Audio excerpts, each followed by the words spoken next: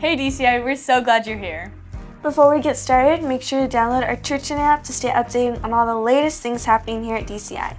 Did you know we're on the YouVersion Bible app? All you have to do is download that app and make DCI your home church so you can follow along with today's sermon and dive deeper in the notes throughout the week. Be sure to follow us on Instagram, Facebook, TikTok, and YouTube at Destiny Center INT for more content and community. Now let's dive into today's message. Good morning. Good morning. So you heard we're starting a new series. I'm really excited for it. The series is called She Believed. And we're stepping into May. May is Mother's Day. So we're going to dive deep into different women in the Bible. So I'm really excited for this. You heard of everything that's going on at DCI. I want to really encourage you guys to come out on Saturday. Ladies, everybody is welcome to the Finer Things brunch. It is going to be amazing. We're going to have great food, great fellowship. I have the honor and privilege of hosting it in our home. It's at 10 a.m. So if you want to be a part of that, get with Lena. Lena, raise your hand. Get with Lena, and she will get you registered. And Mother's Day, I want you guys to come out to Mother's Day. Your mom, you know what your mom wants for Mother's Day? She wants a family photo, and she wants you to bring everybody, all the kids, all the grandchildren, everybody, and do one big family photo. That would be a blessing. So come out and get a family photo on Mother's Day, and we have an amazing gift for all of the moms. So I'm really, really excited for that. So again, we're going into the new series, She Believed. And today we're going to talk about hiding a hero. So, yesterday we had a fun time with Elena and Caden. I feel like I talk about Capri a lot. I think they sit right in front of me strategically. But we got to have lunch and spend the day with them. And it's really funny because they travel with everything. Everything. That diaper bag has everything that they could possibly need. I think there may even be snacks in there for Caden as well. I mean, if you get hot, don't worry, she has a fan. If you need some water, don't worry, there's a water bottle in there. If you need to clean your hands, well, she has some wipes. If you need to disinfect something, she got that too. I mean, she has everything in there. And I think that's just how it is for moms, right? Moms are just next level. They are next level. Moms, are you guys not next level? Come on, moms. You guys are next level. You have to manage. Some of you have to manage multiple kids. Some of you guys have to manage companies. Some of you guys have to manage multiple kids. Some of you may have grandchildren or nieces and nephews, and you have to work full time, right? And you still have to pray and believe for your kids. You have to do all the things. You have to cook dinner. You got to take them to doctor's appointments. I remember they would laugh at me because when I made a doctor's appointment, I tried to do all 4 of them at one time. And so we had this dentist, and I had all 4 of them. They all needed to see the dentist. Well, there were multiple dentists in this facility, but they put 2 kids on one side and 2 kids on the other side, and they needed me to be in each appointment. So I was literally running back and forth across the dentist's office to go and sit in each appointment. Moms are next level. Ladies, are you not next level? Come on, moms, give yourself some props, right? So that was kind of weak sauce. Can we do better than that? Give your mom, if you're not a mom, you have a mom. So give your mom a hand. If you didn't have a mom and your grandma raised you, then give your grandma a hand, okay? Come on, guys. Moms are next level. So they cook dinner. They do everything. They have to manage kids from fighting. I don't know, unless you just were blessed with perfect kids, you have to manage the fighting. I found out just the other day, it was horrible, absolutely horrible, that my 2 older kids thought it was funny to put their little sister in the garage and turn the lights off. Okay, so just so you guys know, Gigi starts therapy next week because she has to go through some healing for that. So that's what happens when you take your eye off of them for a second. Okay, So I was just thinking, we're resourceful. We have everything. Like I said, if anybody's hot, Elena has a fan right there. If Caden needs a snack, he's going to dig one out of the diaper bag. So if you guys are hungry or hot, see Elena, because she has everything. Okay, we are resourceful. So we know that summer's coming up, right? How many of you guys, moms or single dads, are thinking of things to do during the summer? Because maybe you have your nieces and nephews, maybe you have 4 kids at home during the summer, and now you can't send them to school for 8 hours. How many of you guys are trying to come up with ideas? That's what I did. I had to come up with ideas because I had 4 kids at home, and I was thinking about this particular time. Not only did I have my 4 kids who were, I don't know, probably 8 and under, I also had my niece and nephew, Michaela and Jojo, and they were a handful.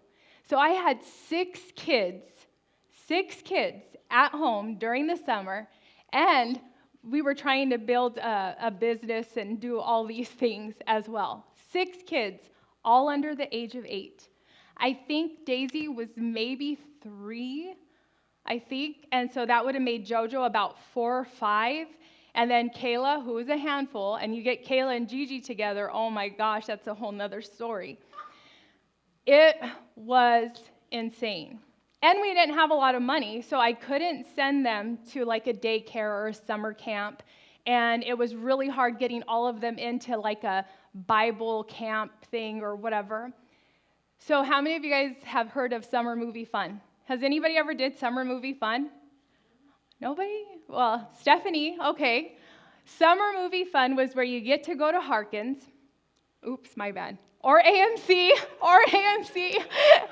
And you get to go there, and for back then, it was like $2.50. You can see a movie. It wasn't a new movie. It was an older movie. So you can go and see movies maybe you get to watch a Disney movie, an older Disney movie in the theater or whatever. And it was $2.50. So as soon as Summer Movie Fun became available, I bought all the tickets for every day because I needed to keep 6 kids busy.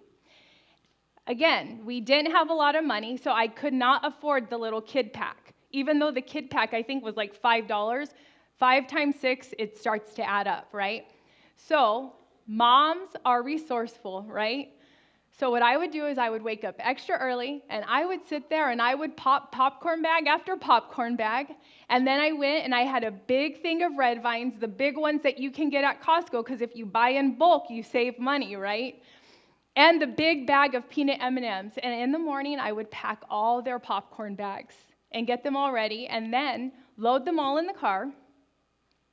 And as we're walking to the theater, this gentleman was driving, and he stops the car, and he rolls down his window, and he looks at me, and he says, "You are a brave woman, because I'm coming to the theater by myself with 6 little kids." And they were not the easiest. Okay, they may look easy and sweet now, but oh my gosh, it was hard. So, and also what I would do is I would ask the front desk, these are little tips for moms if you guys got to save money. You just go, when you order a drink, get a large and ask for water cups, and then split it all, and then go get the free refill. That's what I did. Okay, so we did Summer Movie Fun, but now I needed to get rid of their energy, right? How many of you guys with little kids have to work on getting rid of their energy? You have to get rid of their energy, because how are you going to go home and cook and do all the other things if they're running around all crazy? There's no way. So I was like, you know what? I'm going to take them to McDonald's, because there's a playground.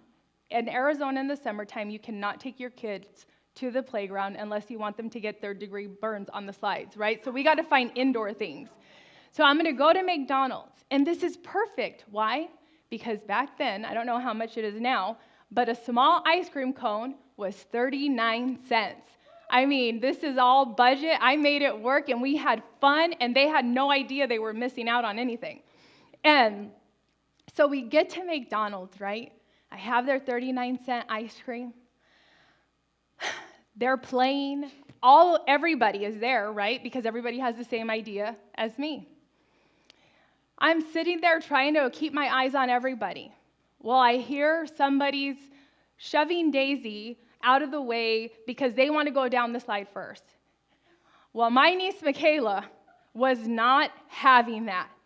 So I'm running over here trying to stop a fight because Kayla's about to take down this little girl who's shoving her little cousin out of the way. I could hear her saying, "Don't you talk to my cousin, you get in line." At the same time that is happening, the big alarm goes off in McDonald's, the emergency alarm. Like, it is loud. And I look over, and who's standing at the door? My nephew Jojo. He opened the door. It is crazy. Kids are crying. And Jojo looks at me and says, "What, Auntie? It's a door." "Well, it's a door you're not supposed to open, Jojo." It was crazy, right? It was insane. But moms are next level. We're resourceful. We get it together, and we do what we got to do. But imagine this kind of mom moment. No diaper bag, no wipes, no car seat, no snacks for Caden. Caden's probably going to be like, "Why are you talking about me and snacks?" No, nothing. You have nothing, right? You have your baby. You have all of these things. You have your baby that needs all of these things, but you have none of it. And instead of Target runs, you're making a river run. You have a baby, a basket, and faith. That's it. And crocodiles, I'm going somewhere, guys. They're real. Because that's where we meet Jochebed. Jochebed was a mother forced to hide her son, not from neighbors, but from Pharaoh's death decree. A woman whose faith protected the future. I want you guys to say this with me. God can use, all together now, God can use my faith to protect the future. So, Jochebed had brave faith. Her faith was a faith that protected. She had to hide her son in a basket and trust that he was going to be okay while sending him off in the Nile River. So, Exodus 2, 1-3, it says, "A man from the family of Levi married a Levite woman. The woman became pregnant and had a son. She saw there was something special about him and hid him. She hid him for 3 months. When she couldn't hide him any longer, she got a little basket boat made of papyrus, waterproofed it with tar and pitch, and placed the child in it. Then she set it afloat in the reeds at the edge of the Nile." Jochebed was living in a time of mass genocide. Pharaoh had ordered all of the Hebrew baby boys to be killed. But instead of giving into fear, she gave her son a chance. She hid him, she nurtured him, and then by faith, she placed him in a basket in the Nile River. Can you imagine wrapping your newborn baby, whispering prayers, wiping away tears, and then kissing them goodbye, hoping, trusting, releasing? Can you imagine that? Your brand new baby, wrapping them up, trusting God as you're releasing them. She had no guarantees. She had no promises from Pharaoh that he would be okay. She had no idea what would happen. But she did have faith. That's all she had. So, have you ever tried to hide something from your kids? Maybe Christmas gifts, or from your friend, from your spouse. Have you ever tried to hide Christmas gifts? How many parents or aunts or uncles have tried to hide things from their kids? Anybody? I mean, they become detectives, right? And now it's so much harder because if you order things online and they're attached to your account, they get notifications what was delivered and what was not. So not only are you hiding the gifts, but you have to somehow get their phones, take that off, do all these things. It's very, very challenging, right? But now imagine that you're trying to hide a crying newborn from soldiers. It wasn't about outsmarting Pharaoh or coming up with something clever. It was about having courageous faith. Jochebed didn't have a blueprint, but she had bold faith. And her decision to hide Moses ultimately led to freeing the Israelites from slavery. Some of you right now are in a hiding season, and that's okay. Hiding is not the same as running. Some of you are hiding your dreams. Some of you are hiding your prayers. Some of you are hiding your tears from the world. But like Jochebed, hiding is not running. Sometimes hiding is protecting. She was protecting her son. Until God's timing releases what he has preserved. Hiding is protecting until it's time for God. God, when it's his timing, not your timing, his timing, then what has been preserved will be released. I'm going to ask you a question. What is one small decision you made in faith that changed everything for you?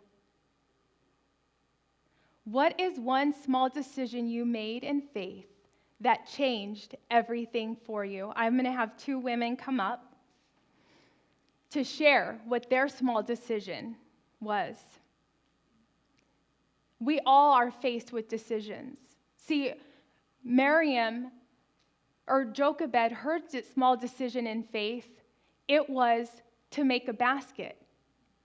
She didn't know if it was going to work out, but she's like, you know what? I'm going to do whatever I can to preserve my son. So she made the decision to make a basket, to waterproof it, and then to place her son in there and let him go. So I'm going to ask Lorraine and Lena to please come up. And Lorraine's going to share what's one small decision she made that changed everything. Come on, Lena, you can come up here too. So the decision that I made that changed everything was trusting in God and really praying through what was, I guess, like the worst depression of my life.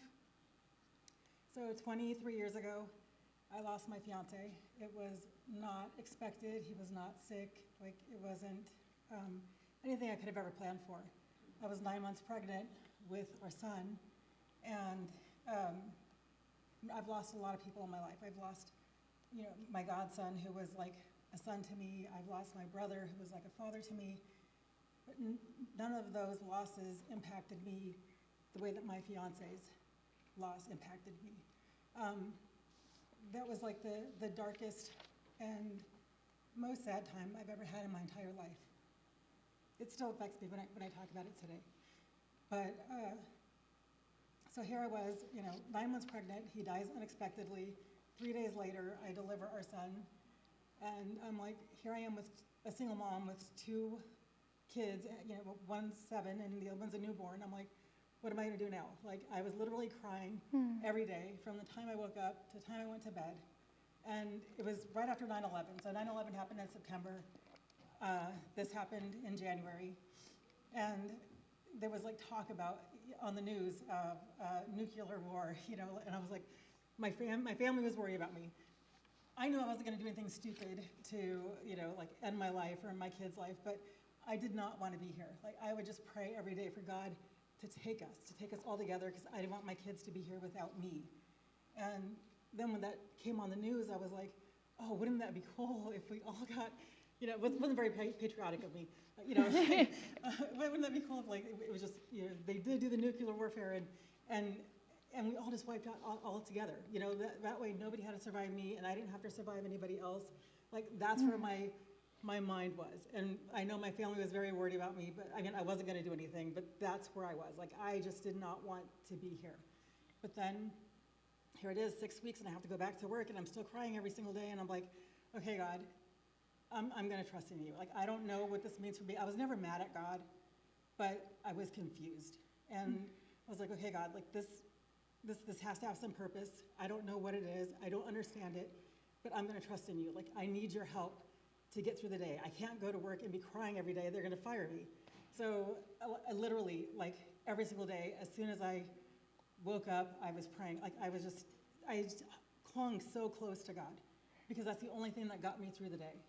And doing that, like, every day seemed to drag, you know, like, I didn't know how I was going to get through a day, because it just seemed to take forever. But then one day I looked back and 2 months had passed. And I was like, okay, God, you're pulling me through this. Like, you have a purpose, and really trusting in God and believing in God and praying through it helped me to be a strong mother for my boys. So my boys didn't have to grow up without a mother and a father. And then, you know, I got to later have twin girls, and so I'm just very blessed, and I'm thankful that God is who He is, and He does not lie, and He pulls us through. So whatever we're going through, it doesn't matter. He's going to pull us through. That's so good. Just like Moses. Just like Moses. And which we'll get to it a little bit later, but Moses means literally pulled out. So she made the decision. Her small act of faith was, she made the decision, I'm not going to give up, and I'm going to pray through this. And that changed the trajectory for her family. Lena? Okay. Just to clarify, for those that don't know me, I don't have a kid. But you'll see where the story is going. I'm a big sister.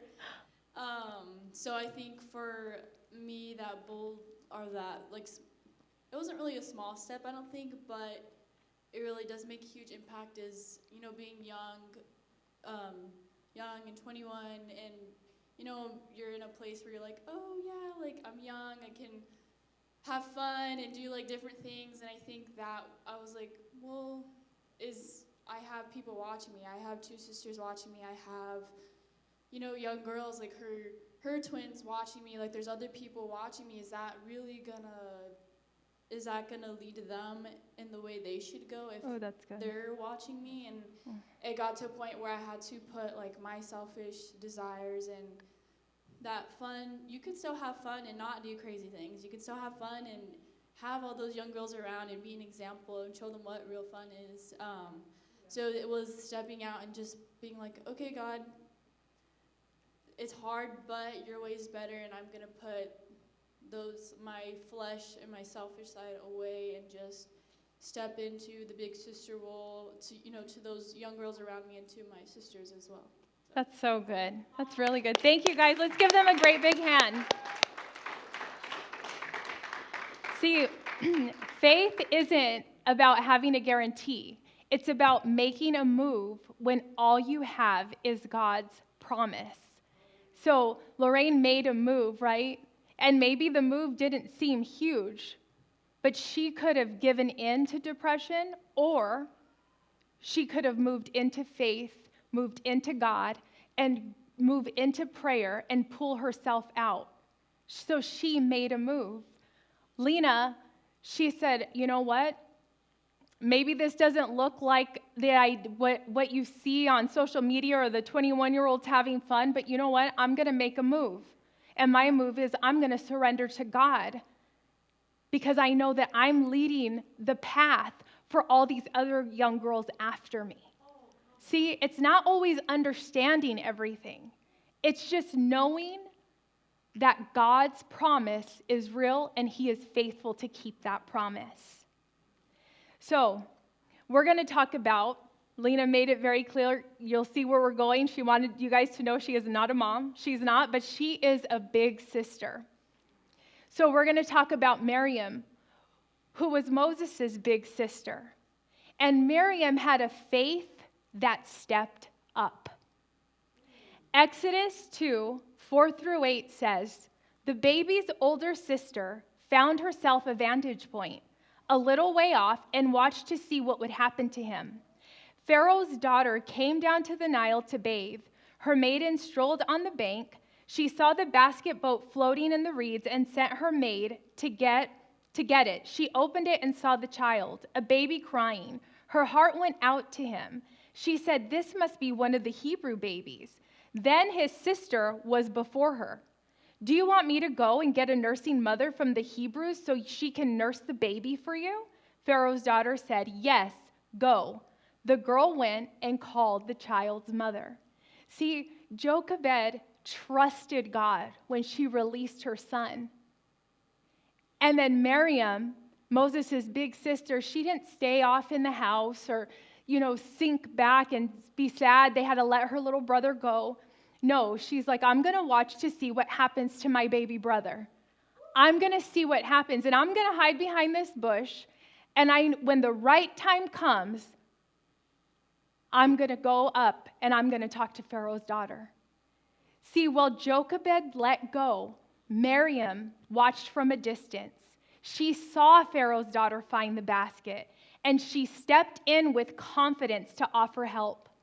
While Jochebed let go, Miriam leaned in. She stood guard, and she saw a divine moment. It wasn't that she was being nosy, and she wasn't being careless. She was working prophetically. She was being prophetic. She stayed close enough to see, but far enough to trust, and ready enough to step in. You have to stay close enough to see what God is doing, even when you don't understand it. And you have to be able to let go and stand back and trust that God is going to do what He is going to do. And you have to stay ready. You can't just pray and that's it. No, she was ready because she was waiting for that moment. She knew that that moment was going to come, and she needed to be ready to step in. So, the people that are always in the know. They know everything, right? Well, Miriam was that girl. She was ready. She knew what was going on because she was watching and she was paying attention. It wasn't for gossip, though. It wasn't so she can call so-and-so and be like, oh, you know what I seen today? I seen Pharaoh's daughter, and they were hanging out by the river while we're over here going through all this stuff, and they're just, no, she didn't have time for that. She said, how can I step in and help fulfill God's plan right now? She didn't have time to call her neighbor or her BFF to let them know everything that was going on. No, she stayed in the know because she wanted to be ready when God told her the time is now. Go now, step in now, move now. Miriam is proof that leadership is not about titles. It's about timing. God is raising up watchwomen, and He's raising up watchmen. He's raising up sisters, aunties, uncles, brothers, spiritual mentors, friends who will step in with wisdom at the right moment. He's waiting for you guys to step up because your nephews need you. Your nieces need you. Your cousins need you. Your friends need you. You don't need a platform. You just have to be available. You just have to be available. God is waiting for you guys to step in with wisdom at the right moment. And Miriam shows us that leadership, it does not wait for a title. It shows up with faith and timing. Speak life, cover others, and stay ready because God uses the watching ones. Because Miriam was standing and watching, God was able to use her. I'm going to challenge you guys today. How many of you are willing to be a watchwoman or a watchman for your family, for your church, for your generation? How many of you are willing? If you're willing, I want to challenge you to stand. If you are willing, I challenge you to stand. Do you want to be a watchwoman, and a watchman for your generation, for your sisters, for your sons, for your daughters, your spiritual sons and daughters? Amen. I want you to repeat after me. Say, I am a spiritual watchwoman or watchman. I will speak life. I will cover others. And I will be ready when destiny shows up. I will be ready when destiny shows up. Thank you, guys. That's good. Remember this commitment today. Remember the commitment you made. You made a commitment to watch over future generations, to watch over your friends. You don't have to have a physical child, because God brings us people in our lives who we are like spiritual parents too. We have to be ready to move in that and walk in that. You have to be the big sister. Whether your siblings are doing well or not, you can still watch over. Miriam didn't do anything. She was just watching. So big sister, just watch and pray and watch what God will do. Big brother, watch and pray and see what God will do. Dad, mom, watch and pray and see what God will do. God works through moms and big sisters. God works through dads and big brothers. God works through all of us. It's a faith that launches heroes. And you guys know the story of Moses. He parted the Red Sea. Their faith launched a hero. In Exodus 2:9-10, it says, Pharaoh's daughter told her, take this baby and nurse him for me, and I'll pay you. She was paid to take back her son and take care of him and nurture him and love him. She let go and God gave him back. The woman took the child and nursed him. After the child was weaned, she presented him to Pharaoh's daughter, who adopted him as her son, and she named him Moses, which literally means pulled out, saying, I pulled him out of the water.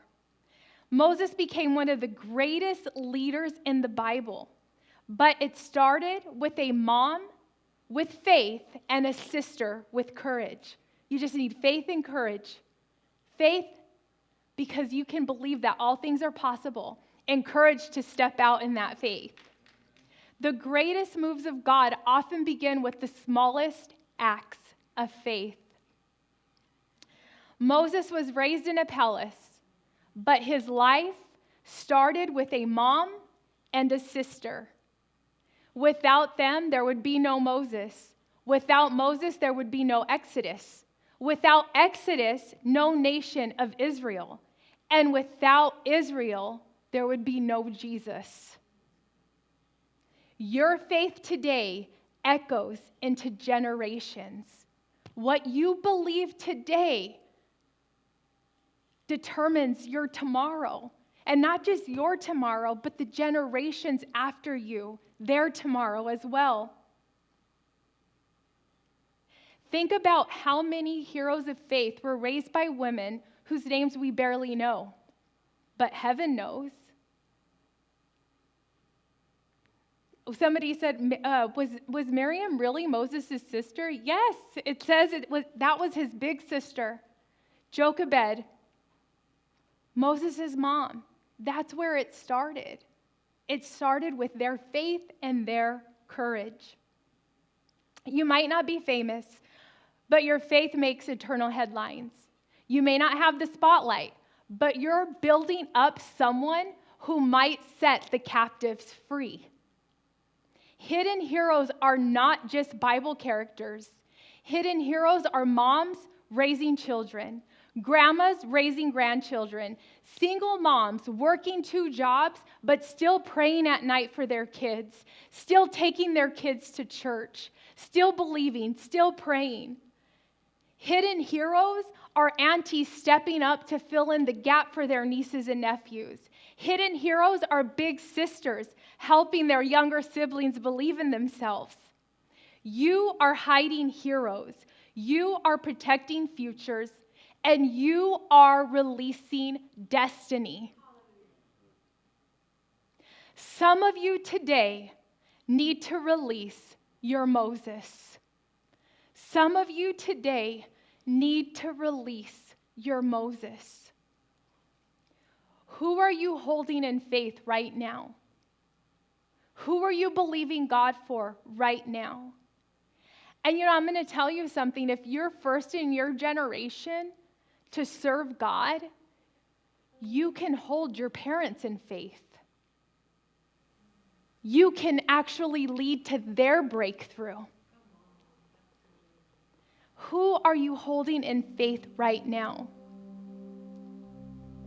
Maybe it's a son that you're believing for, spiritual kids that you have, that God's entrusted you with, your daughter, your best friend, your husband.